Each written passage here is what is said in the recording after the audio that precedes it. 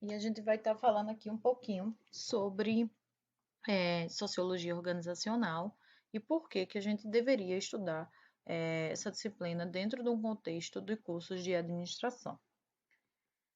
Primeiro, a gente tem que entender o conceito de sociologia. A sociologia, ela é o estudo das relações sociais, ou seja, das formas de associação em todas as classes de fenômenos sociais que se reproduzem nas relações de grupos entre os seres humanos. Nesse caso, a sociologia estuda todas as relações que acontecem entre as pessoas, entre os grupos, dentro da sociedade. E aí independe de qual contexto social que estamos falando. Então, são todas essas formas de associação, todas essas relações sociais.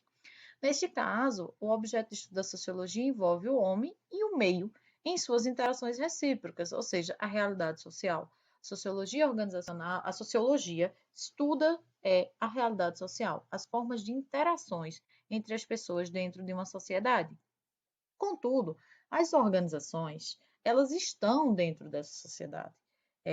As organizações são o quê? São grupos de pessoas que se unem de forma estruturada para alcançar um objetivo em comum. Então, são pessoas que se unem, têm algum tipo de estruturação, de forma que elas alcancem um objetivo em comum. Organizações estas que podem ser empresariais, indústrias, comércios, prestadores de serviço, pública, tanto a administração direta como indireta, e não governamentais, as ONGs, as cooperativas, as associações. E essas organizações, elas são geridas pelos administradores. É, as organizações estão dentro da sociedade e elas influenciam nessas relações sociais, elas influenciam na realidade social, assim como a sociedade influencia nas organizações. E é este um dos pontos principais da necessidade de entender a sociologia organizacional quando se está estudando administração. Para tanto, a gente precisa entender um pouquinho das bases da própria sociologia. E aí a gente vai falar de alguns pensadores, e como eles começaram, os principais pontos. Vamos detalhar cada um deles? Não. Isso aí é assunto para a própria sociologia, para disciplinas específicas da sociologia. Nós temos Augusto Comte, ele é o primeiro a defender a necessidade de estudar as relações sociais de forma científica. Então, ele é o primeiro a dizer, ó, é necessário entender aqui a realidade social usando métodos científicos. Temos Herbert Spencer, que transpõe as ideias da biologia, as ideias de Darwin, da evolução da espécie, e vai tentar aplicar isso à sociedade, entendendo a sociedade como um organismo biológico que tem toda uma complexidade estrutural e cujas partes são interdependentes. Depois a gente tem Emílio Durkheim, que é considerado o pai da sociologia, ele quem estuda, ele quem preconiza as ideias de consciência coletiva, solidariedade orgânica e mecânica, ou seja, ele é o primeiro a colocar os estudos de sociologia, os estudos com base na realidade social como ciência, como uma ciência, né? Temos Max Weber, que vem tentar entender a conduta social das mais diversas formas, tanto tradicional, emocional, valorizada, racional, objetiva. E aí Max Weber é um teórico que é mais discutido dentro da área de administração por ele ter gerado uma teoria que é considerada uma das teorias da administração, da evolução do pensamento em administração, que é a teoria da burocracia. Portanto, é um teórico que é mais discutido dentro da área de administração. E temos Karl Marx, que contribui aí para o desenvolvimento da sociologia, enfatizando a análise das relações sociais como resultados dos modos de operação, dos modos de produção. Ou seja, ele vai buscar entender as organizações em si, como que as relações sociais se produzem a partir dos modos de produção adotados por uma sociedade. E aí ele entende que esse fator econômico ele é determinante nas relações, na realidade social. Passando por isso, pelos primeiros precursores da sociologia, a gente chega na sociologia organizacional. Por quê? Porque o que foi sendo visto ao longo dos estudos da sociologia é que as organizações são uma dimensão tão grande da sociedade que era necessário criar uma vertente da sociologia para estudar especificamente as organizações. E isso surge em que contexto? A gente começa no contexto do século XVIII e vai ser enfatizado no século XIX. O que estava acontecendo no século XVIII? No século XVIII, havia um crescimento dos problemas resultantes do desenvolvimento econômico. As pessoas tinham migrado do campo para as cidades, as primeiras indústrias que eram baseadas no tear mecânico, nas primeiras máquinas, né, e não movido mais a animal, a força humana, ainda se usava muito força humana, mas você tinha as primeiras máquinas movidas a vapor, e aí tem um crescimento econômico, tem um desenvolvimento econômico, mas tem toda uma gama de problemas que resultam desse cenário. E aí os pensadores começam a refletir de forma mais crítica sobre dois pontos principais: as injustiças na distribuição da riqueza e a exploração dos trabalhadores. Por que que o dono das primeiras indústrias ele tinha toda uma questão de enriquecimento rápido, enquanto os trabalhadores viviam basicamente buscando o que comer? Então, tinha toda uma questão dessa distribuição de riquezas. E tem toda a questão da exploração dos trabalhadores, de serem 16, 17 horas dentro das fábricas. E isso gera a necessidade do estabelecimento de relações mais igualitárias. Essa começa a ser a discussão de alguns teóricos no século XVIII. E aí a gente tem alguns pioneiros, alguns pensadores pioneiros dessa realidade. A gente tem Fourier, que ele analisou a correlação entre os sentimentos e as estruturas sociais. Ele foi entender as estruturas sociais e os sentimentos.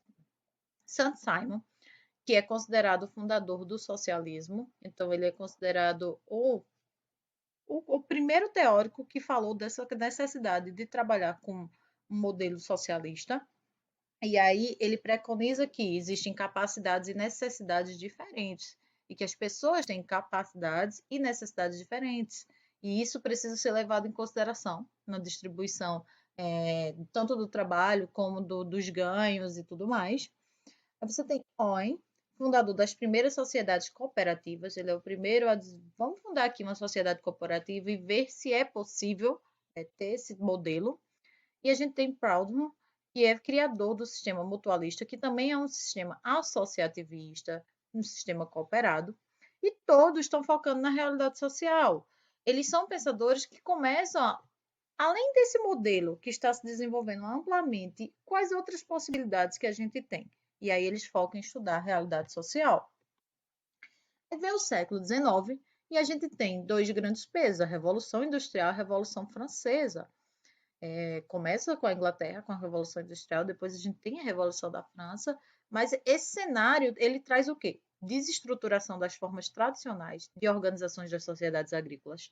As sociedades deixam de ser baseadas em uma forma de produção local, em que as pessoas dentro de sua casa, com o vizinho, com os familiares, criavam formas de produção ali, basicamente agrícola e alguma questão de tecelão, de artesão, e eles trocavam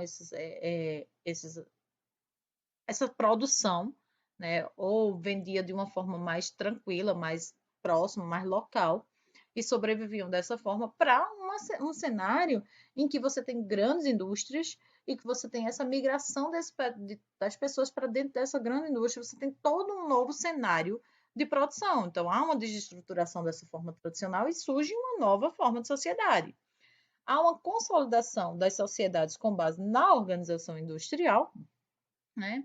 E uma concentração do domínio político da nobreza sobre os trabalhadores. Qual era o cenário? Você tem uma nobreza que tem todo um poder ainda associado a ser nobreza, mas que está perdendo domínio de capital. Você tem uma burguesia emergindo como sendo dono dos meios de produção, como tendo um capital, e você tem uma gama de trabalhadores precisando de emprego, precisando sobreviver. Então, o cenário ele muda drasticamente aí no cenário no século XIX. E isso leva a uma necessidade de pensar e discutir sobre as novas formas de organização social. Toda forma mudou, então a gente precisa discutir, porque vem benesses, mas vem também muitos problemas associados a isso. Então, é nesse contexto que emerge essa necessidade de discutir e emerge mais ainda a necessidade de você ter um estudo de organizações que leve em consideração a sociedade. Aí as organizações e a sociologia. A partir da Revolução Industrial, as organizações se estabelecem no centro da sociedade. É muito claro que elas passam a ser o fator central dentro das sociedades. e elas estão presentes em todas as esferas das nossas vidas até hoje. Então, os grupos sociais, seja a igreja, seja um grupo de amigos que você sai, seja um clube de dança que você vai lá, tudo são organizações, desde também o supermercado onde você vai comprar, o hospital, quando você tem necessidade, a empresa em que você trabalha, ou a ONG que você trabalha. Então, tudo, a nossa vida, ela está permeada pelas organizações, até hoje. E aí as primeiras abordagens do estudo das organizações focaram na racionalização do trabalho. As primeiras abordagens, elas são totalmente focadas nisso. E há uma pouca ou quase nenhuma consideração à influência dos aspectos do ambiente externo sobre as organizações. Então, inicialmente, os estudos de organização eles focam só em racionalização, ou seja, melhoria de produtividade, melhoria de desempenho das pessoas dentro daquele contexto. Só nisso. Então, não há um enfoque no ambiente externo, não há um enfoque nos fatores humanos, é só em racionalização do trabalho. E aí a gente tem os principais, as pessoas que preconizaram os estudos em gestão, em organizações, né? Lá surgiu a administração, ela surge basicamente com a Revolução Industrial, e os primeiros teóricos você tem Taylor, que ele era um operário que acabou virando engenheiro, né? E o foco dele era na observação e na experimentação. Ele tinha um foco em medir tudo. Por quê? Porque ele queria minimizar desperdício, ele queria ser mais eficiente. Então, tinha uma separação entre pensamento e ação. Ele entendia que os administradores planejavam, os trabalhadores apenas executavam. E que para o trabalhador ter o melhor desempenho possível, ele tinha que ser treinado, ele tinha que ser desenvolvido metodicamente com base em princípios científicos, de tudo, medição. Ele tinha uma ideia de que você devia simplificar ao máximo a tarefa, porque quando a tarefa fosse mais simples possível, seria desempenhada de forma mais rápida e assim levaria maior produtividade. Já se discutia as possibilidades de automação e deveria existir uma cooperação entre trabalhadores e administradores. Enfim, Taylor focava na tarefa. A ideia dele era treinar os trabalhadores para que eles desempenhassem tarefas simples, pequenas, da melhor forma possível. Depois a gente tem Fayol, que aí ele vai numa linha contrária a Taylor, né? Ele sai da gerência e vai para o operariado para entender a base, mas o foco de Fayol é em gestão, em melhorar essa questão da gestão, não mais na tarefa, mas na gestão, do processo administrativo. Tanto que o que a gente entende até hoje como processo administrativo, planejamento, organização, direção e controle foi criado por Fayol lá no início do século XIX. E aí ele tem vários princípios de administração, como divisão do trabalho, centralização, ordem, iniciativa, são 14 princípios. Então, o foco dele era melhorar a gestão. Depois a gente tem Elton Maio, que é o fundador das relações humanas e da sociologia industrial, ou seja, é a primeira vez que a gente tem as questões sociais sendo levadas em consideração. Mas Maio não queria fundar o movimento das relações humanas, foi meio que sem querer. Ele dirigiu um projeto que é chamado Experimento ou Experiência de Hawthorne, e ele foi para essa indústria tentar ver como fatores influenciavam na produtividade.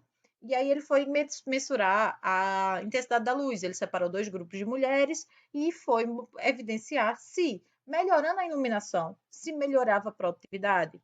Mas ele foi com foco, mesmo foco de Taylor. Só que, o que é que os resultados do experimento disseram? Que, independente de ter melhorado a intensidade da luz, os dois grupos melhoraram. E aí eles começaram a perceber que as pessoas, ao serem colocadas dentro daquele ambiente, elas se sentiam mais valorizadas, porque a gestão estava olhando para elas. Além disso, as mulheres podiam conversar entre si, e eles perceberam que essas conversas informais melhoravam a produtividade. E aí surge toda a teoria das relações humanas.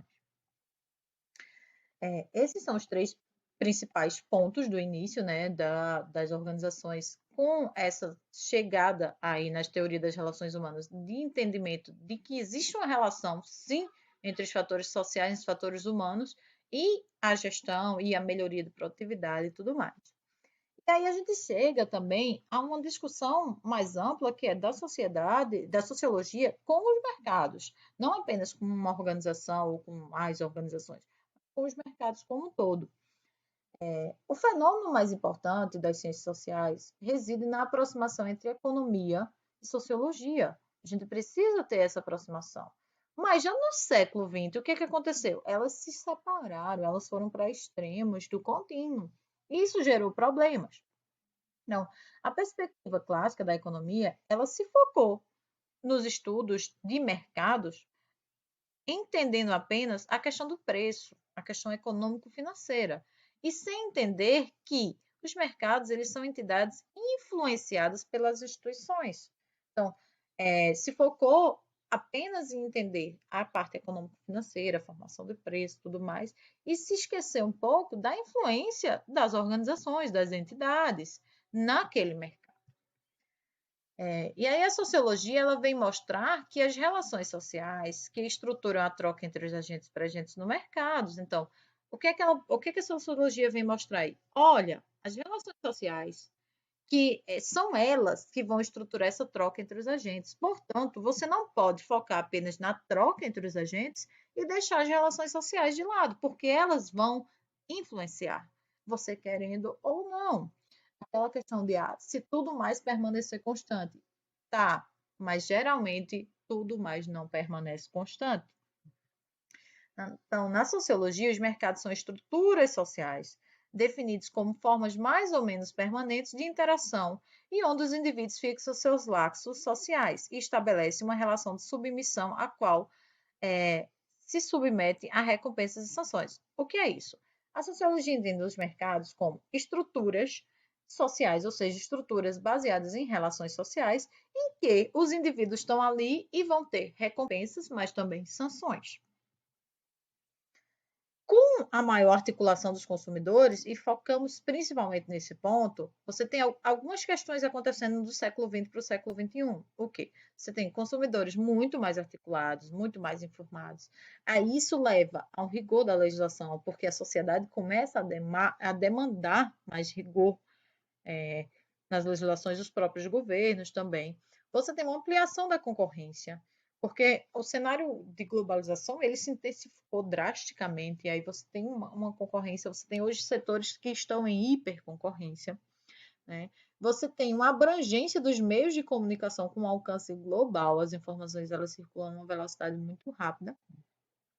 E aí, nesse cenário, a inserção das organizações e o desenvolvimento de suas estratégias de gestão, seja para desenvolvimento de produtos ou serviços, necessitam buscar o alinhamento e manter a sensibilidade ao contexto social, no qual estão estabelecendo suas estruturas de operação, seja de produção ou de comercialização. O que é isso? Você tem toda uma gama de informações. Você tem uma concorrência global. Você tem legislações muito mais rigorosas. E o principal, você tem consumidores mais articulados, sejam para receber as informações, sejam para denunciar que a legislação está sendo descumprida, seja para passar a consumir em outro contexto. E aí, isso tudo leva a essa necessidade das organizações entenderem que elas precisam ser mais sensíveis ao contexto social. Elas precisam desenvolver suas atividades de forma que leve em consideração o contexto social. E aí você tem alguns exemplos, como agora a gente tem muitas a cultura do cancelamento, você tem aí as redes sociais denunciando organizações, não compre tal organização por isso, isso e isso, seja por causas sociais, seja por infringir legislações, seja por expor um ponto de vista que não é muito aceito dentro da sociedade atual, ou que não é muito aceito dentro de determinado grupo. Exemplo, você tem a denúncia de organizações que agem de forma racista, e aí grupos sociais vão ali, se articulam, não vamos consumir mais dessa organização.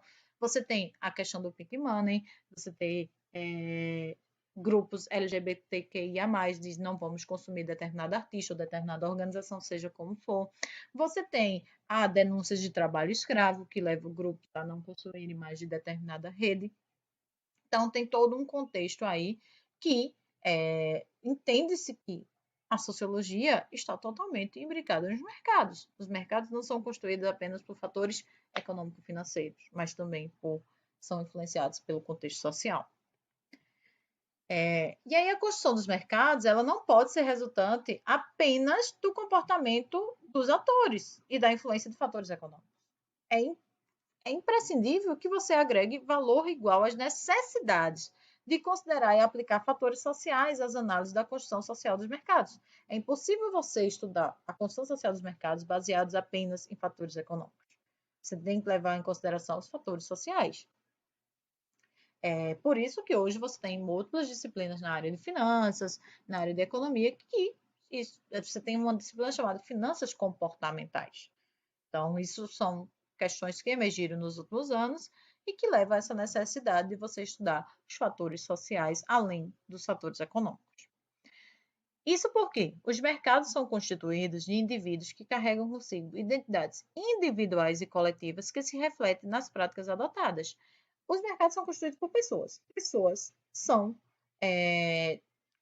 têm identidades, tem toda uma questão cultural, tem toda uma questão de um saber, de um conhecimento ali, toda uma cognitividade associada a essas pessoas. E isso vai refletir no mercado, não apenas a questão dos fatores racionalmente econômicos. E aí, os atores sociais, eles têm uma dimensão plural e participam na construção do mercado, tendo em si enraizado, embedded, imbricado. O indivíduo ele já vem imbricado da cultura, de valores intrínsecos ao seu lugar de origem, de valores que não são apenas econômicos. Então, existe toda uma subjetividade, todo um contexto socialmente histórico construído. E aí, essa charge ilustra um pouco do que a gente está falando. Aqui darão os primeiros passos para se tornarem homens e mulheres normais e felizes. Primeiro, vamos vestir a nossa camiseta, azul para os meninos, rosa para as meninas. Isso é uma construção social. Foi construído socialmente que azul era a cor dos meninos, rosa era a cor das meninas. Mas em que qual a base disso? Você poderia ter cores diversas, você poderia ter meninas de vermelho, meninos de verde, você poderia ter meninas de laranja, meninos de marrom. Você poderia ter toda uma construção. É uma construção social. São cores que em nada definem que aquela pessoa é menina ou aquela pessoa é menino. Isso não é a cor que vai definir isso. Mas socialmente foi construído. E as pessoas trazem esses valores. E aí tem múltiplos valores. Você tem valores intrínsecos ao lugar de origem, de onde a pessoa nasceu, de onde ela foi criada. Você tem toda uma questão cultural. Então, as pessoas trazem uma subjetividade que vai influenciar na construção do mercado. Isso é inegável hoje. E aí, a gente cita alguns exemplos aqui. Por exemplo, o McDonald's, né, que fechou todas as lojas na Bolívia, passou-se quase 10 anos eles tentando e não conseguiam. Por quê? Porque a cultura da Bolívia não aceitou o jeito do McDonald's de ser. E aí tem todo um caso que a gente pode discutir, pode ler mais sobre isso, que a cultura da Bolívia é de ter alimentos, mas eles querem ver o alimento preparado, eles querem ser preparado localmente, eles querem comer coisas que sejam preparadas localmente. Tem toda uma cultura do saudável, do local, do alimento próprio, tem toda uma cultura também de você parar para fazer aquele alimento. E o McDonald's é uma cultura completamente diferente. O que é que o McDonald's vende? O McDonald's vende agilidade e padrão. E aí, não houve aceitação. Eles tentaram e acabaram tendo que fechar, porque só foi prejuízo durante 10 anos. Ou seja, tinha toda uma questão cultural que o McDonald's não estudou, não entendeu, que não ia entrar naquela cultura, tentou, não deu certo. Então, não é apenas o fazer, não é apenas a parte econômica, não é apenas chegar lá e oferecer um produto por determinado produto, preço. Não, você tem todo um fator social imbuído nessa questão, né? Aí você tem outro exemplo, que é a cajuína cristalina, que tem todo um processo de modernização, essa questão é no Brasil, foi inserido, houve uma compra pela Coca-Cola, e aí tem todo um processo de modernização, e aí está acabando com a versão tradicional. O que era a produção familiar, eram as pessoas, tinha todo um conceito do tradicional, que não está se enquadrando nos processos de modernização. Por quê? O processo de modernização é de ser industrial, de ser automático, das pessoas não estarem ali contando histórias, tudinho. E a cajuína, ela era isso, ela representava a contar histórias dos avós, do local, o método ser totalmente tradicional, uma coisa local, pequena, em pequena quantidade. Então, está tendo um choque. E existe uma possibilidade dela acabar, de você destruir todo um acervo cultural e de destruir esse produto, que é um pouco o que grandes empresas em determinados momentos fazem. Como elas não conseguem entrar, não conseguem concorrer ali, exemplo, vamos pegar o Guaraná Jesus lá do Maranhão. A Coca-Cola não conseguia concorrer com o Guaraná. E aí o que é que ela fez? Ela deu um jeito de comprar o Guaraná Jesus. E qual a ideia dela? A ideia dela não é desenvolver aquele produto, não é fazer com continuar vendendo, é fechar. Só que até hoje a cultura do Maranhão ainda não permitiu que ela deixasse de vender o Guaraná Jesus. Então, às vezes é rápido e você consegue encerrar, e às vezes não é tão rápido. Depende de como aquele processo está imbricado, de como aquela realidade está forte. E você tem um outro exemplo, que é a necessidade de criar legislação específica para produtos artesanais. Esse caso é discutido com os produtos lá de Minas, os queijos artesanais de Minas, e o que se discute é que é surreal você tentar pegar a legislação de produtos industrializados, de grandes produção, você pegar grandes produções de queijo e querer ir para colocar mesmo, aplicar a mesma legislação para produto artesanal. Ou seja, uma pessoa que produz 10 quilos de queijo por dia, ela ter que atender aos mesmos requisitos legais de uma organização grande que produz 15 mil quilos de queijo. E aí, como fazer isso? Como atender isso? E por isso tem essa necessidade hoje de discutir uma legislação específica, porque existem diferenças substanciais nesse processo. E existe toda uma gama social que está demandando por produtos mais locais, mais artesanais, mais naturais. Então, esses são exemplos de como o contexto social influencia nos mercados. Enfim, espero que vocês tenham pegado os conceitos principais do porquê, né, que a gente tem que discutir sociologia dentro das organizações. Por hoje é só isso.